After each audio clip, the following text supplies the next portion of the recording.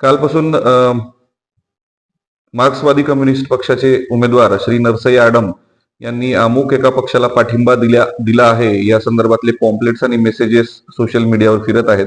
या संदर्भात श्री नरसय्या आडम यांच्या वतीने ॲडव्होकेट श्री वासम यांनी तक्रार दिल्यावरून सदरील प्रकार हा खोटा असून अफवा पसरवल्या जात आहेत आणि श्री नरसय्या आडम यांची बदनामी केली जात आहे अशा आशयाची तक्रार प्राप्त झाल्यावरून सदर बाजार पोलीस स्टेशन येथे लोकप्रतिनिधी कायदा 1951 चे कलम 123(4) नुसार गुन्हा दाखल करण्यात आलेला असून त्याचा तपास सुरू आहे. या संदर्भातली माहिती मान्य जिल्हा निवडणूक अधिकारी यांच्या मीडिया सेलला सुद्धा देण्यात आलेली आहे.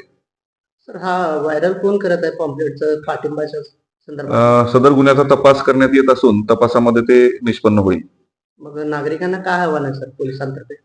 पोलिसांतर्फे नागरिकांना आवाहन आहे, आज मतदानाचा दिवस आहे. सर्वांनी जास्तीत जास्त मतदान करावे. 100% मतदान झालं पाहिजे. एक जागरूक नागरिकाप्रमाणे आपला मतदानाचा हक्क हा बजावला गेला पाहिजे, एवढंच आवाहन पोलिसांकडून केलं जाईल. कुठल्याही अफवांवरती विश्वास ठेवू की नाही?